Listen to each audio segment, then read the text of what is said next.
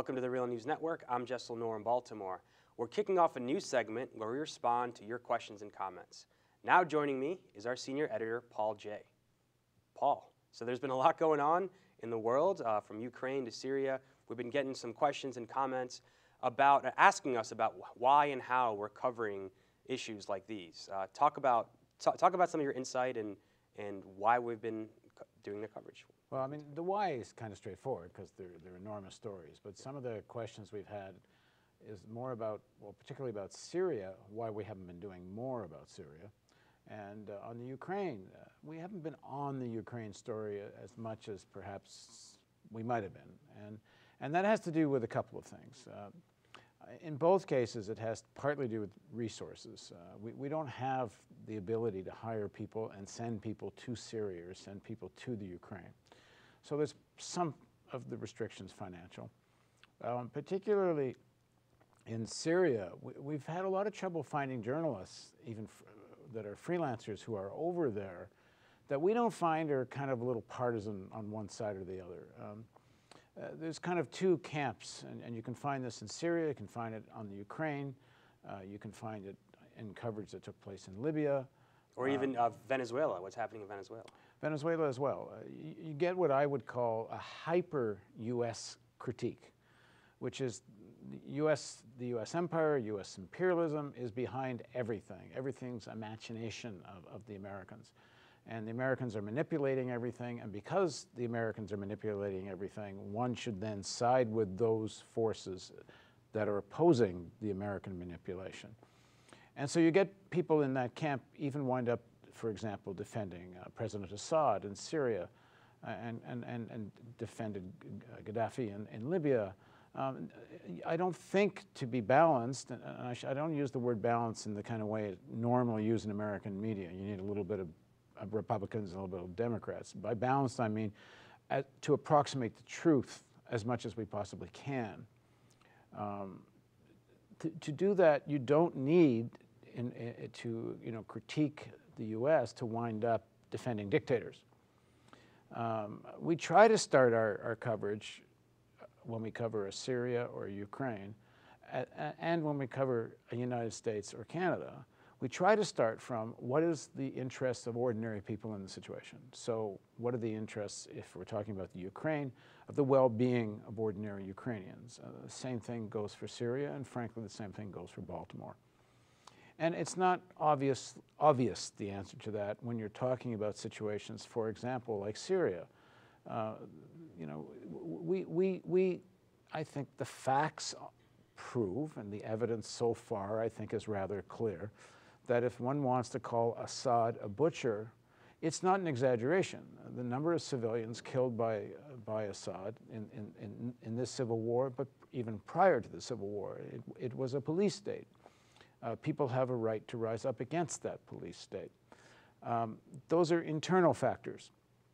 The external factors of the manipulation, the attempt to control the outcome of this struggle by the Americans, by the Saudis, by the Russians, by the Iranians, this starts to get at the complexity of the problem, which is there are many competing foreign agendas here. And that's because we live in a world which is, if you want to call America imperialist, then we live in a world which is an imperialist system. There are many imperialist states. Of course, the United States is the most dominant.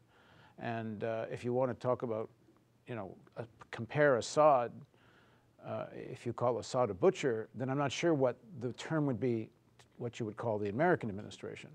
Because if Assad has killed tens of thousands of people, the American regime, if you want to use, because everyone always wants to say the Assad regime, but the American administrations have killed tens of millions of people.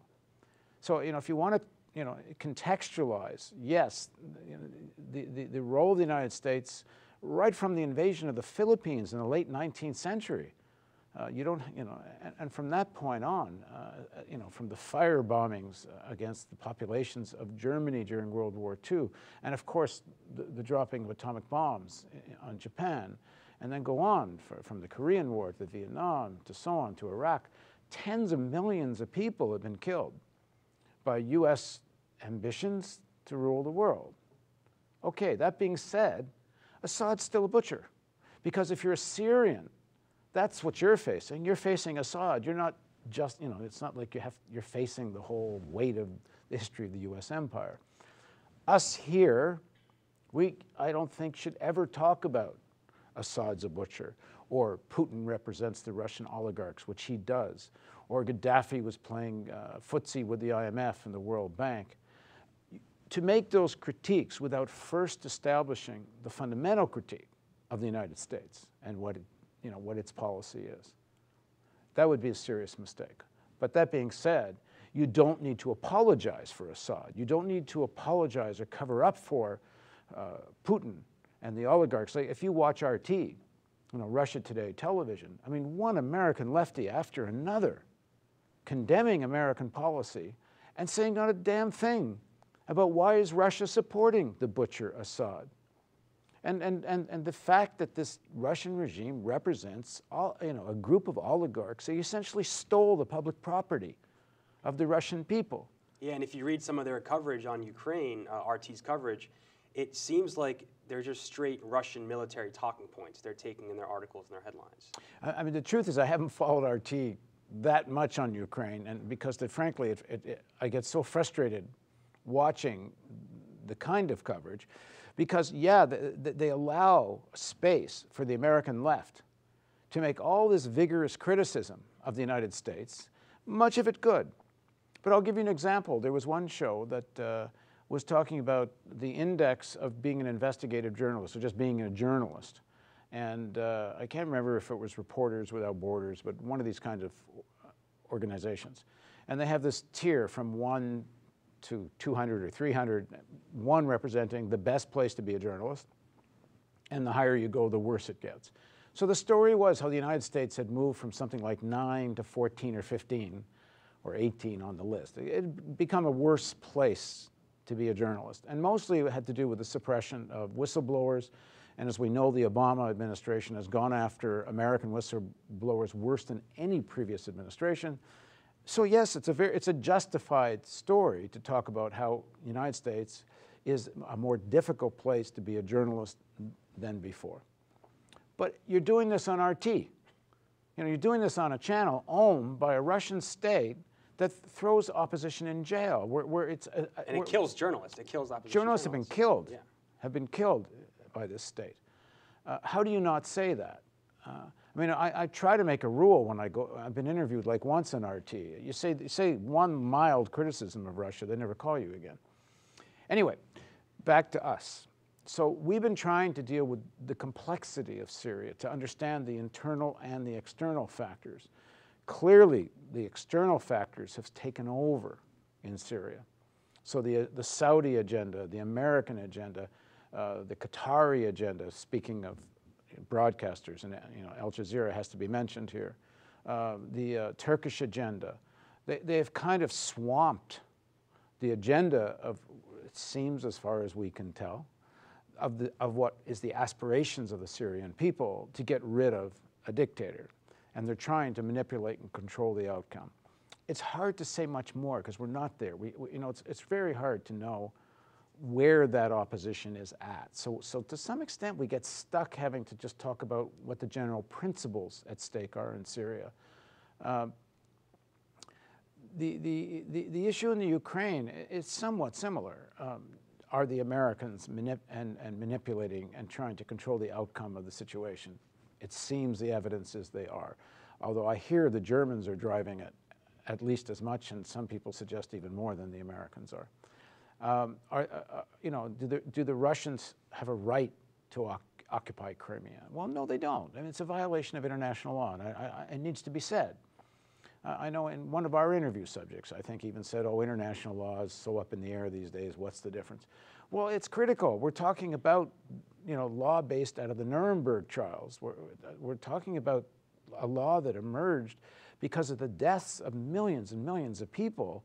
And even if these big powers violate international law over and over again, it doesn't mean we should get cynical and shut up about it. We should be demanding our governments do follow international law.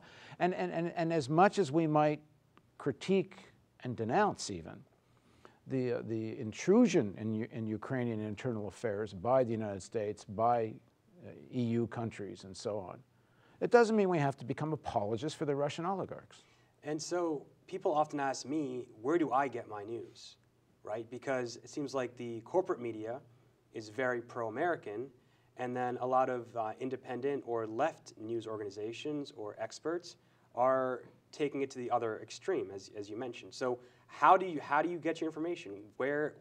How do you figure out what's actually happening on the ground? Well, it's partly we start with a kind of general framework of understanding the world. And we understand that there's, as I said earlier, there's a system of states, a system of economies dominated by the Americans, but within that global system, there's tremendous contention. I mean, the Chinese are part of this. That doesn't mean the Chinese aren't building up this enormous military for nothing. You know, they are concerned about, you know, bumping heads with the Americans sometime in the future. On the other, and you know, with this Asia pivot, it's not just for nothing that Obama, what is the Asia pivot? It's an attempt to contain China. Although, contain China from doing what? I mean, it's the Americans that are the ones that are, you know, trying to control the world. But that being said, you know, China's also ruled by oligarchs. You know, the Chinese, capitalism has taken over there. You have an elite there. And, you know, in terms of other Asian countries, they will try to assert their interests. It's a complexity of things, but where we start from, and I'm not quite answering your question yet, but I'll get there. We start from, you know, we're on the side of ordinary people, whether it's, you know, here or whether it's in China or anywhere else. And, you know, we're not afraid to say these are class questions. That doesn't, never underestimate how important the American role in all of this is, but in doing that, you cannot eliminate the role of ordinary people who rise up.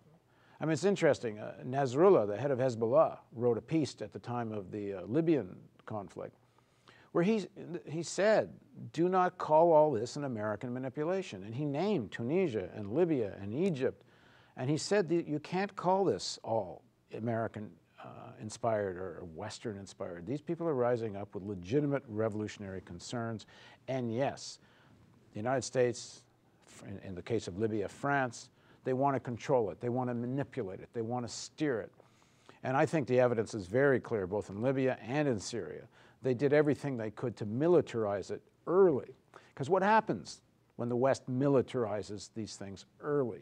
Well, then you're dependent on the Saudis and the Qataris and the Americans for weapons. And you need that kind of money.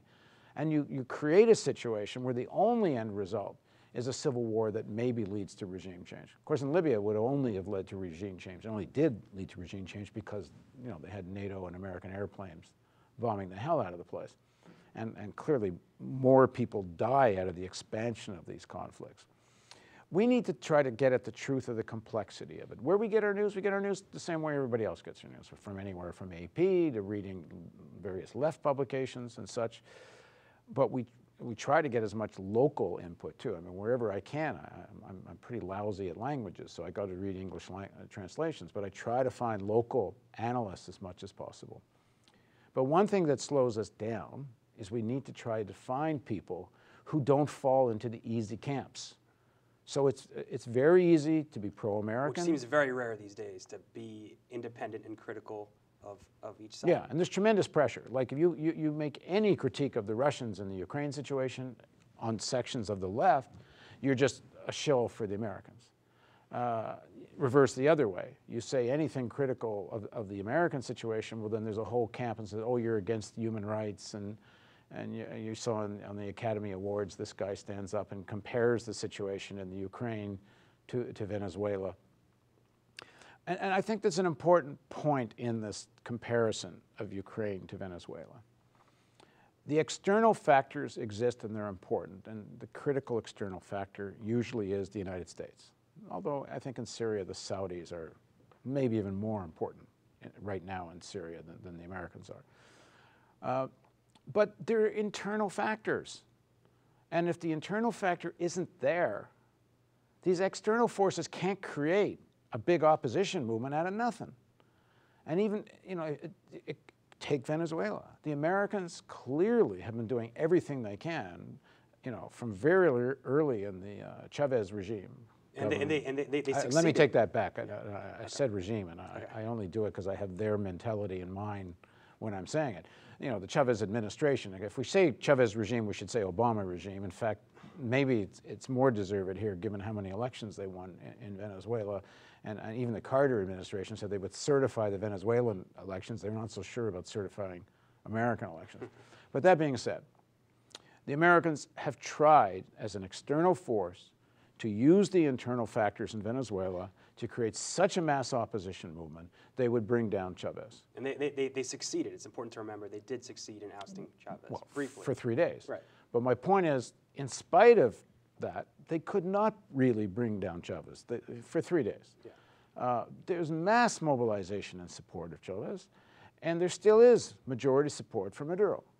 And the current protest, as far as we know, and here we are going to try to get someone down there or hire someone down there. As far as we know, the protests are mostly in the elite areas, the upper, professionals, upper middle class, the poor, and the majority of the working class support Maduro. But on the other hand, we are also not apologists. You know, there is real serious problems in Venezuela, and there are sections of the working class and even sections of the poor. I mean, I've been in the barrios in Caracas, and there are people in the barrios that don't think the policies are being executed quickly enough, properly. They think there's corruption in the way they're being executed. And